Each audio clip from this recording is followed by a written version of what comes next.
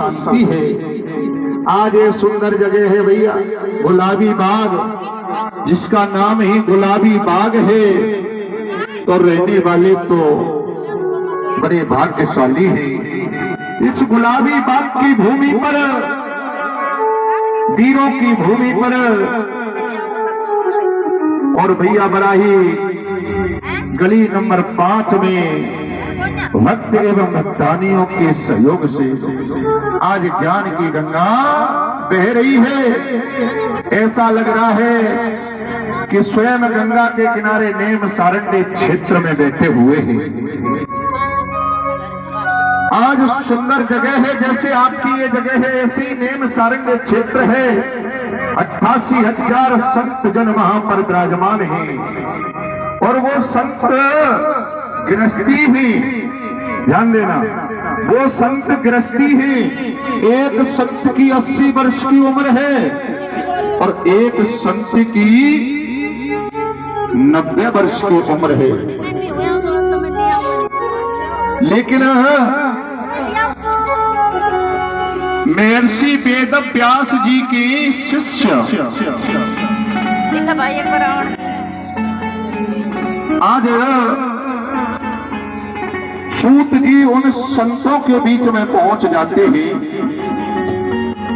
और उन संतों ने देखा सूत जी की उम्र है 20 वर्ष की। कितनी उम्र है? 20 वर्ष की। संत खड़े हो जाते हैं, देखते देखो 10 मिनट लेंगे हम, ज्यादा नहीं लेंगे आज का समय, बस अभी आरती कराएंगे, 10 मिनट और लेंगे, सिर्फ आज के बारे में बता रहे हैं। और प्रसाद आरती लेकर के, क्योंकि जब लेट तो हो ही गए, लेकिन और समझ लेना 10 मिनट और सही। प्रेम से बोलिए जय श्री राधे। 20 वर्ष की उम्र है सूत जी की। संतों की उम्र किसी की 80 वर्ष की, किसी की 90 वर्ष की, और सूत जी को देखते ही खड़े हो जाते हैं। सूत जी कहते हैं, आप मुझे देख करके खड़े होते हो, मेरा सम्मान करते हो। संतों ने कहा, देखने में ही आप छोटे लगते हैं, लेकिन आप करोड़ों सूर्य के समान हैं। धन वृद्धा बल वृद्धा आयुर्वृद्धा तथैवे ते सर्वेपि ज्ञान वृद्धा किंकिरा शिष्य किंकिरा। कितनी सुंदर बात कही। कोई धन में बड़ा होता है जी, तो कोई पद में बड़ा होता है, तो कोई आयु में बड़ा होता है, लेकिन सबसे बड़ा कौन होता है? जो ज्ञान में बड़ा होता है। आप देखने में छोटे लगते हैं, लेकिन आप जो जीव के अंदर जो अंधकार बैठा हुआ है, जो अंधकार का पर्दा लगा हुआ है, जो कीचड़ भरा हुआ है, उस कीचड़ को साफ करने में तुम सक्षम हैं। एक सूर्य पूरे संसार में प्रकाश करता है, आप करोड़ों सूर्य के समान हैं। लेकिन ये कथा तो भैया जो आपके यहाँ हो रही है ना, इसके लिए तो कभी कभी देवताओं को भी दुर्लभ है। देवताओं को भी दुर्लभ है। देवताओं को पता लगा कि सुखदेव राज ऋषि परीक्षित को और कथा का पान करा रहे हैं, तो आज देवताओं ने सुखदेव के पास पहुंच जाते हैं कि आप अमृत का कलश ले लो और इस श्रीमद् भागवत को हमको प्रदान कर दो। कितनी सुंदर बात है। लेकिन सुखदेव कहते हैं, कहां तो ये और अमृत कलश और कहां श्रीमद् भागवत, इस दोनों की बराबरी कैसे हो सकती है? कितनी योनि होती है जी? कितनी योनि होती है? 84 लाख। पुनरपि जन्म पुनरपि मरणम पुनरपि जननी चठरे शयनम। कितनी योनि होती है? 84 तुमने कोई अच्छा कार्य किया, हमने कोई अच्छा कार्य किया। जब 84 लाख योनि में जब पुण्य किए, अच्छे कार्य किए, जब मनुष्य योनि मिली है। सबसे 84 लाख योनि में सबसे बड़ी योनि कौन सी होती है जी? मनुष्य की। बहुत सुंदर। लेकिन कान सबसे बड़े किसके होते हैं बताइए? कथा होती रहती है रेवाड़ी में, मुझे पता है, लेकिन बताइए सबसे बड़े कान किसके होते हैं? मैं पूछ रहा हूँ गुलाब बाग की भक्तानियों से, यहाँ जितनी भी भक्तानी बैठी है, बताइए। हाँ भैया कह रही है गणेश के, उधर से आवाज आ रही है हाथी के, है ना?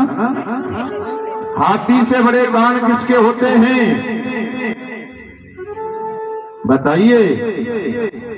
हैं जी?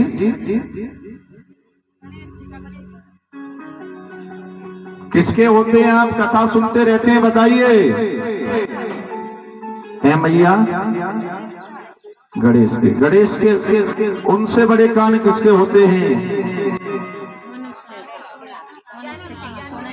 तुलसीदास बाबा ने स्पष्ट लिख दिया रामचरितमानस में, जिन हरि कथा सुनी नहीं काना। क्या? जिन हरि कथा सुनी नहीं काना, श्रवण रंध्र अहे भवन समाना।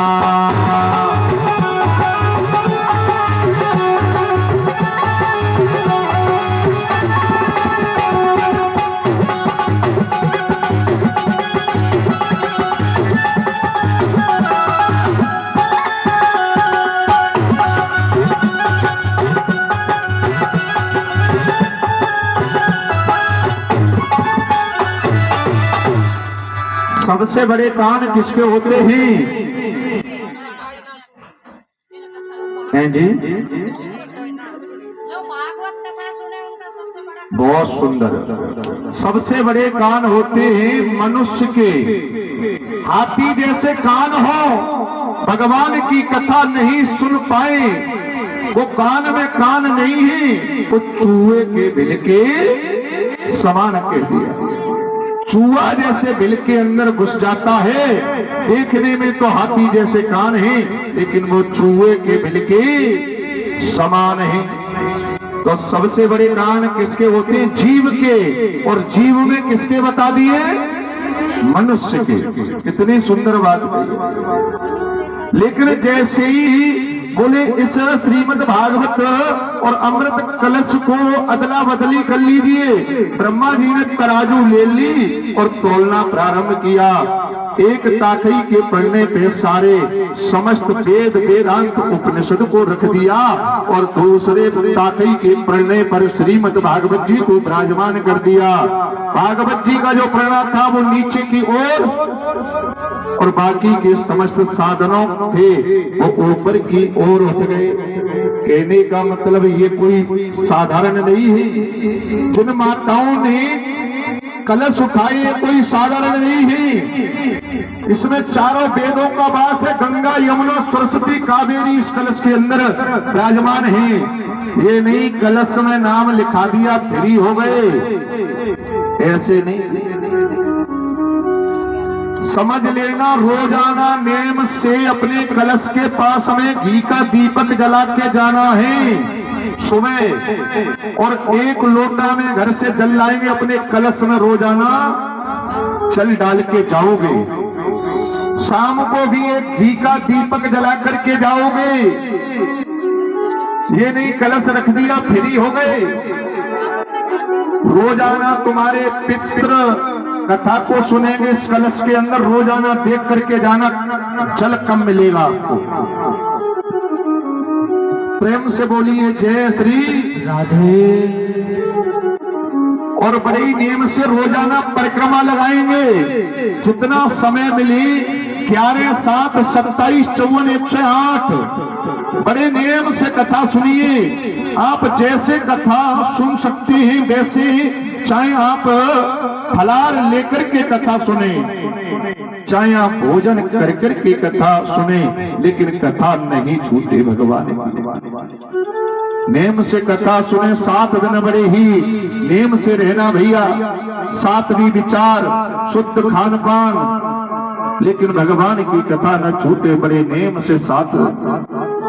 ये कोई साधारण कथा नहीं है। मेरे साक्षात सालासर बालाजी विराजमान हैं, उनको आसन दे रखा है। कोई भी विलंब नहीं करेगा। जिन माताओं ने कलश उठाए हैं वो बड़े नेम से रोजाना पालन करते हुए, और थोड़ी मिट्टी डाल रखी है। शाम को जब माता आई तो जौ जरूर बो के जाना, अपने कलश के नीचे जौ जरूर बो के जाना जहाँ पे मिट्टी डली है। और यहाँ अखंड ज्योति भी जलेगी, उसके लिए थोड़ा थोड़ा घी भी लाएं सब, और प्रेम से बोलिए जय श्री राधे। बताइए कल से कथा का क्या समय रख लिया जाए, जो सब लोग आ सके वही टाइम रख लिया जाएगा। देखो हम तो कथा करने के लिए आए, हमको तो जैसे आप टाइम बताओगे वही टाइम रख लेंगे।